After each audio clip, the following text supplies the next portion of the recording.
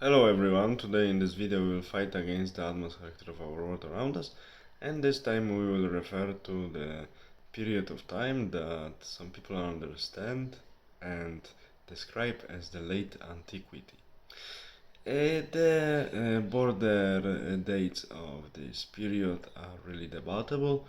Recently some scholars, especially Byzantine scholars of young generation, really would like to erase this period from the textbooks because they claim that this is artificially introduced epoch and something like this didn't exist in the awareness of people who were living those days.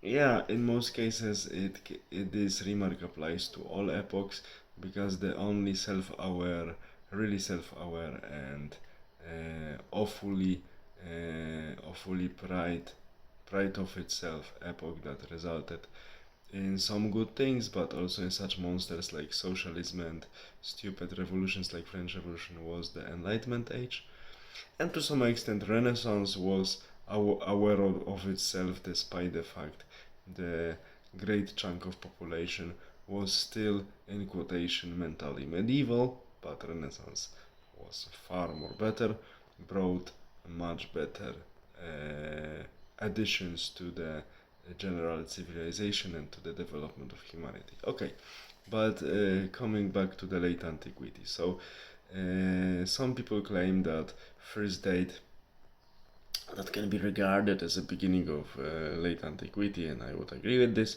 is 284, so the accession of Diocletian on the Roman throne, and the late of imperial antiquity. Some people end it together with the formal end of the Roman Empire on the west, so 476. I wouldn't agree because the real destruction of Italy and Rome occurred in 540s during the wars of Belisarius and Narses with Ostrogothic kingdom that was completely devastated after these wars together with Italy, and also Eastern Roman Empire was developing in its own way. So for many regions the Roman antiquity, that the way of living like in the classical antiquity disappeared sometime after the Arabic conquests. So and also there was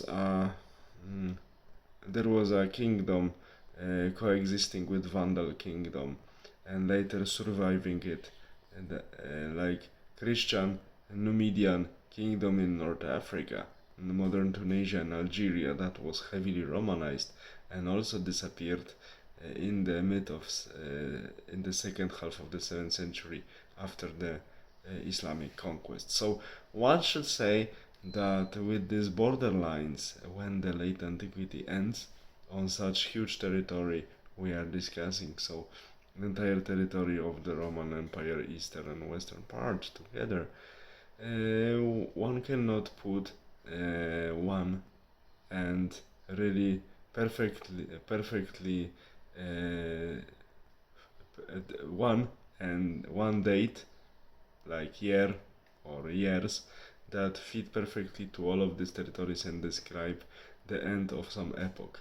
That's why I would say that late antiquity to me lasted 284 AD to about two Roman conquests for all of these areas when they reached. But in the Western European part, late antiquity one can finish 476, and actually practically in material and institutional terms, because last consuls, despite the fact senatus didn't have any meaning, were elected in 540 AD. So in terms of institutions, one can finish late antiquity on the West in 540 AD, or let's stay with the commonly accepted date, the deposition from the throne, the last Roman emperor, young Romulus Augustulus, by the Germanic leader of Hunnic Germanic mixed origin, Odoacer, and that's it for 176 for the West. But for the Eastern and African parts, let's finish everything with the Arabic conquests, Arabic slash Islamic conquest, because when the when conquest were moving forward, actually more and more people were recruited to the caliphate armies, and the percentage of Arabic warriors within these armies was falling dramatically down. But okay, these are details also important. That's why one should remember about it. But in my opinion, these are the time frameworks in which we should put the term late antiquity. And after these times, actually, civilizational darkness in many areas, especially in Western Europe, occurred. Of course, not equally in all places, because some people recently coined in the beginning of the century and at the end of the 20th century, some historians coined such terms like local Romanitas, so territories even on the west in which Roman structures and Roman way of living survived much longer than the official collapse of Roman Western state.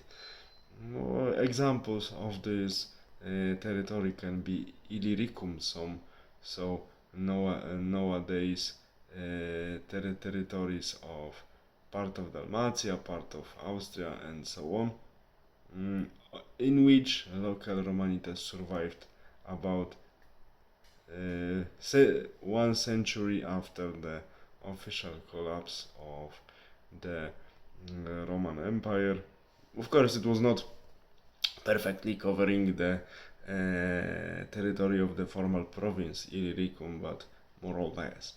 So, as I said, southern Austria, Slovenia, part of Dalmatia. This is one of the territories. Of course, despite devastations, Visigothic Spain also preserved a lot of Roman culture and Roman way of living that survived there till the Islamic conquest that started in 711 AD. And these achievements of Greco-Roman civilization plus Visigothic heritage that Muslims, when they came to the Iberian Peninsula and conquered it, this cultural heritage also contributed soon after to the great development of cultural development of the political entity known as Al-Andalus under Umayyads. Actually, the survivors of Umayyads that escaped to Spain after the massacre of this family by their competitors who overthrown them in 750 AD and turn Umayyad Caliphate into Abbasid Caliphate. But okay, this is a different story. So we see that late antiquity and civilizational collapse on the huge territory around Mediterranean basin, the basin of the Mediterranean Sea, was not the same in all areas and didn't occur at the same time in all areas. And some areas for a long time, in terms of their civilizational shape and way of living, were preserved for quite long time, quite well. So, all the best. Have a nice day.